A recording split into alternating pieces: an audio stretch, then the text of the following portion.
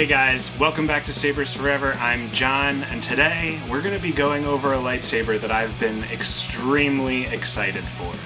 This saber is made by KRsabers, and it is no other than the Balyan Skolls. This hilt is massive. It's a perfect representation of what is seen in the Asokah series, and I am so eager to just show it off that why don't we just jump right in and I'll show you exactly what's going on. Now, I want to give you a little disclaimer. I already weathered this one, and they don't come like this. The pommel is a little bit more gray, and the aluminum is a bright finish, and this does not come all nicked up like you see. But I just couldn't resist, and so I'm presenting it to you with weathering. Now, this is a single button saber. This is the SKOLL by KRsabers, and it is flippin' huge. Now, this is not a huge saber by any means, but the Shin Hati, this is a size comparison of the two, just lining up the Subas. I mean, look at the difference. Like, my hands are big, right? But the saber is huge in comparison to this. Like, look how much my hands cover that. I can barely flip it like that. I don't want to hit the camera. It's a big saber, and rightfully so. It's basically a claymore saber, which is, I think, why I was so excited for this. And I know that the crossguard was kind of meant to be the claymore of lightsabers, but that one's more in scale with a Graflex, even though the Quillians make it very big. This is a beast of a saber, and it is wonderfully built. I couldn't think of a better way or any improvements that could be made to this, because it's just absolutely fantastic. So Cal and James and Rick, like, you guys killed it. This has a Goth3deisngs ECO CC chassis, so I get to show that off. And I'm just going to go over the components real quick. For general functionality, you'll actually open it up just from there, from the grip section, but the pommel houses the speaker pod. So when I first turned it on, there's no actual sound. There is a 31 millimeter speaker in here, and it has a quick connect on there, and this just slides into the booster, and the pommel goes right on top.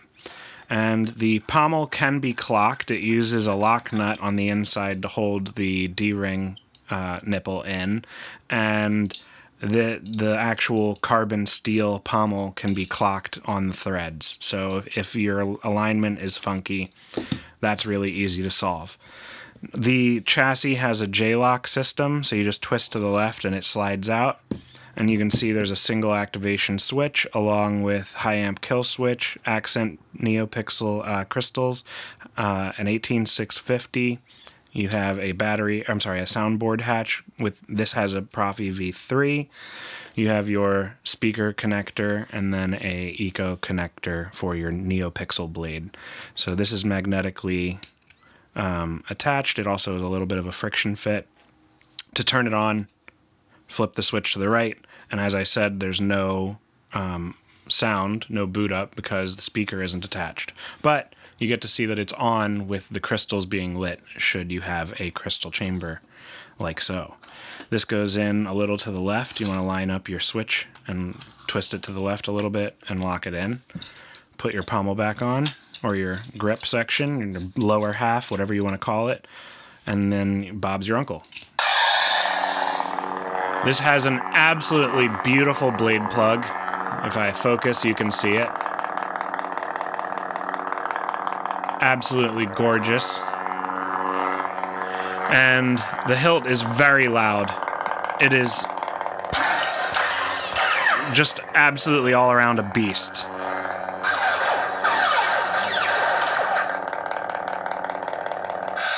Now, something else that's really neat with this is that Brian Connor has done a bunch of voice packs, and he did one for Ray Stevenson to make the menu sound like Balyan Skolls. So if you double tap the single button and hold it, it puts you into edit mode. but it sounds like Ray. Edit style, edit color, edit font, edit track, edit settings, copy preset, delete preset, exit. And this font is by Kyberphonic. This is the SKOLL font. Got some dog hair all over here. And it's just astounding. The pommel is painted, although it is carbon steel, and should you like, you could actually rust the pommel for real. There are methods to rapidly rust steel, but since this is steel and it requires hammering and all of that, like, it's actually really hard to do. It's very, very, very labor intensive. I think I spent a good half an hour bashing at this with a hammer, and I still think it could be way heavier. So, and I do mean bashing it, like, real hard.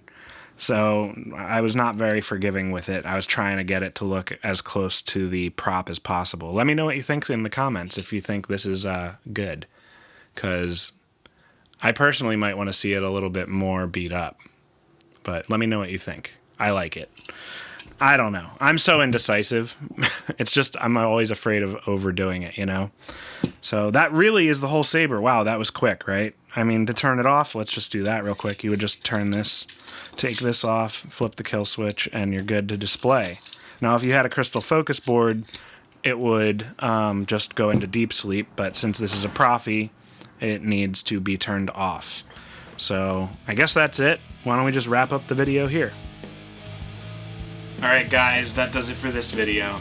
If you like what you see and you want to see more, make sure to like and subscribe to see more awesome installs like this bad boy here. There will be a master chassis review in the near future once those finally ship. And in the next video you'll be able to see the Shin Hati. So definitely like and subscribe, you don't want to miss out. There's some great sabers and installs that I'll be going over again. And if I were you, I wouldn't want to miss out. If you're looking to get any of your own sabers installed, I have on my website at www.sabersforever.com commonly installed commissions and a ready-to-ship section. If you don't see what you're looking for, you can absolutely reach out and find me at john@sabersforever.com, and I'm happy to answer any inquiries that you have. So until the next time, guys, may the Force be with you.